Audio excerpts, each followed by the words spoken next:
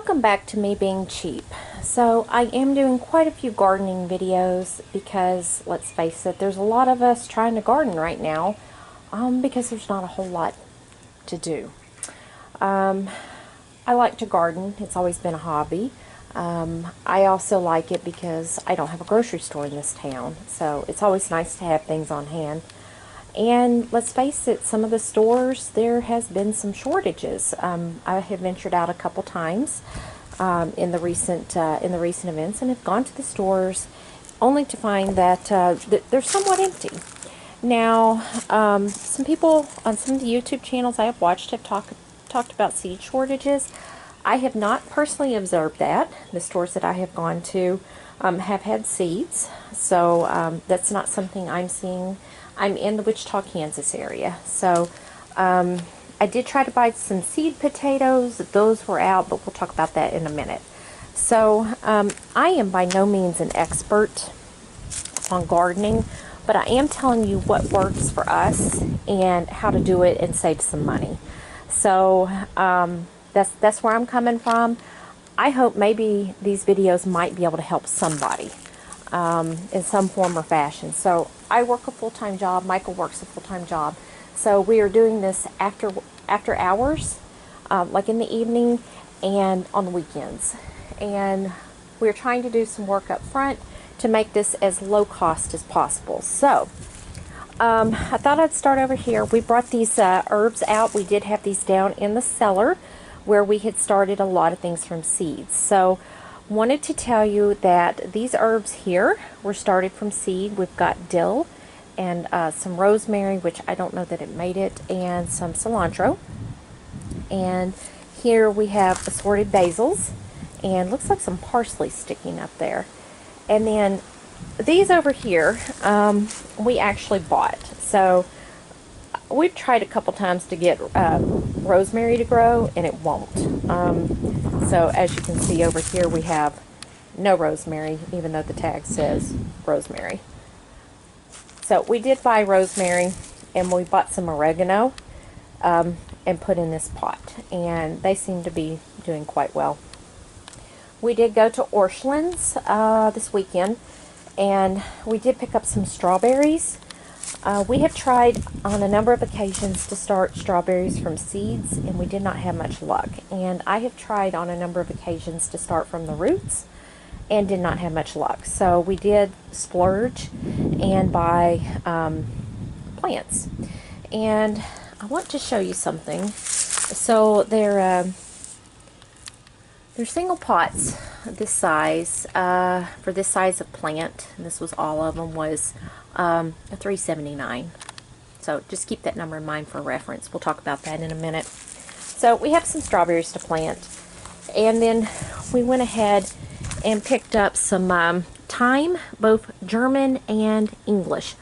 I do not know the difference between these two types of thyme, so if you know, drop that down in the comments below.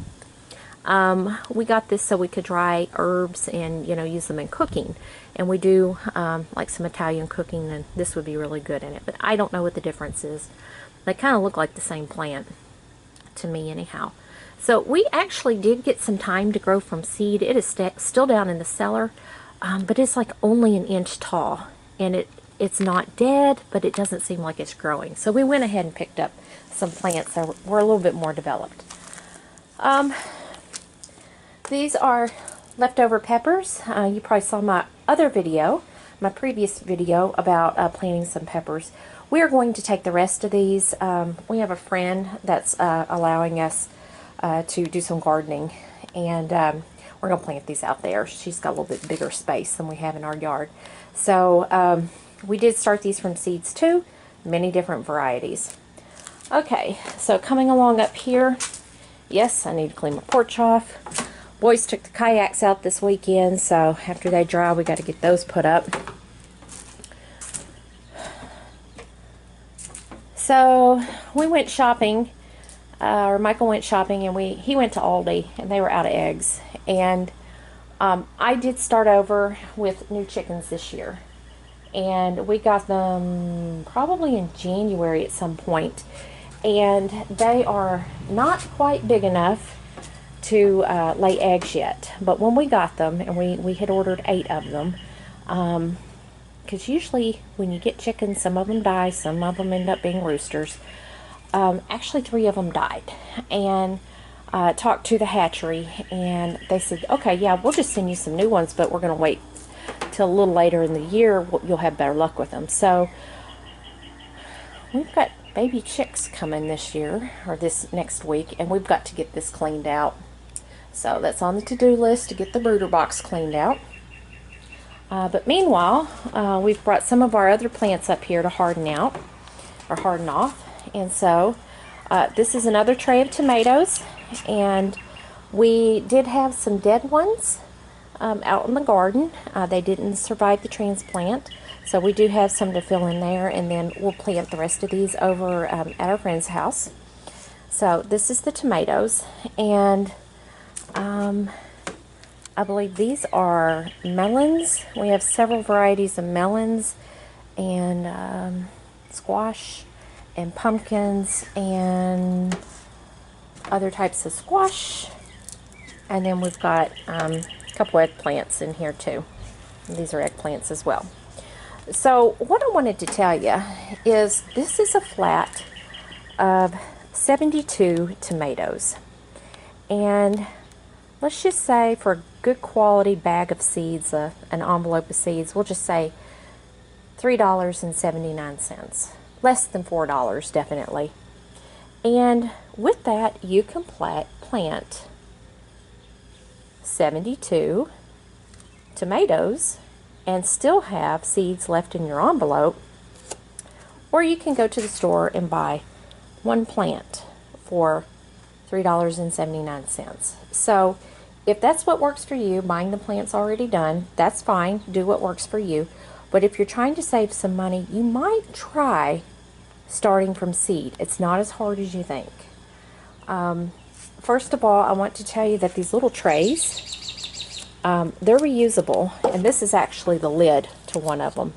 But I use these over and over again, and like these little 6-packs, I've used these over and over again too. At the end of the season, I just wash them out, put them in a little bleach water, and then they're good to go for the next year. So once you buy your trays and your 6-packs, your little seed starting cells, you've got that expense out of the way. The other thing I recommend are the grow mats, and those are the heat mats that you use for germinating. You don't have to have a bunch of them, so if you just do one of these trays that hold 72 at a time, that grow mat is actually the size of this, and it'll fit underneath there, and you can sprout one tray at a time. So if you buy one of those and then take care of it, that should last you plenty of time, and that's really all it takes. We did. Mike's out there playing with the chickens. See, our girls, they're not laying eggs yet, and we couldn't get eggs at Aldi the other day. Anyhow, back to the plants. Once you get your trays, which these little grow kits do not cost very much, and then the grow mat, I want to say it was less than $20, you can start your own seeds. And some people, they'll actually get grow lights and put down and or hang over the plants. We didn't do that. I just took the fluorescent lights, which are the old-timey shop lights that are down in my cellar. They're on chains anyway. I just lowered them down. We lowered them down, and then they hang directly above the plants, and so that worked out nicely. And then we just kept them watered, and so yeah, for the cost of a pack of seeds, you get a lot more plants than if you purchase the plants individually. So this is one way I recommend doing this on a budget. Michael's got one of the girls. Who do you have? This is Betty. What type is she? She is a Australorp. Australorp. So we ordered Australorps, Copper Morans, Olive Eggers, and Blue Americanas. And we know that the ones that they labeled as Blue Americana, we know that they passed away shortly upon getting them, but we're not too sure that one of them that's out there is not a Blue Americana. We'll find out. As opposed to an Olive Egger. As opposed to an Olive Egger, but we'll find out. these are the bee boxes, bee traps that Michael made. So we're going to get these put out. Hopefully catch us a swarm. That would be awesome. My in-laws are all beekeepers. Some of them's been on me for a while to start, so we're trying to get into that. So I wanted to show you what's going on out here. So I did tell you that I tried to buy some seed potatoes this weekend, and they didn't have any. So I went to the grocery store, and I bought 4 5-pound bags, so a total of 20 bags, or 20 pounds of just regular potatoes. And I put them out here to where they're kind of in the sun. I'm hoping they sprout a little bit. Today's Monday when I'm filming this. We're not going to do any more planting until next weekend, because we'll need quite a few stretch of hours to be able to do all the planting. I mean, you saw the number of tomatoes we have up there. So I'm hoping that these are going to sprout a little bit, and probably on Thursday I'll cut these and let them dry out a little bit, and then that way we'll have about double the amount. So this is 20 pounds, and there's 1, 2, 3, 4, 5, 6, 65 potatoes total. If we cut them in halves, that gives us about 120 plants. And then just out of comparison over here, and the reason why I bought those potatoes is I am fearful that these potatoes are not going to do well, because this ground over here is poorly prepped. This is one of my newer garden spots, and we did use it last year for melons, but that's the first time it's ever been cultivated, and this dirt is very hard. It's very hard. We do have some sprouting. We do have potatoes growing. I'm just worried that they're not going to do very well. But like over here, next door, this has been a garden spot for a long time, and this dirt is, it's much more loose and soft. So anyhow, if you've seen my previous videos on my potato experiment, this was about 40 pounds. These were sprouted quite a bit when I planted them. I planted them whole. And this is, I dug trenches and planted them. And so there's 1, 2, 3, 4, 5, 6, 7. 7 rows. And I'm guessing these rows are probably about 12 feet rows. So, I did not count the potatoes when I put them in the ground, but it was about 40 pounds.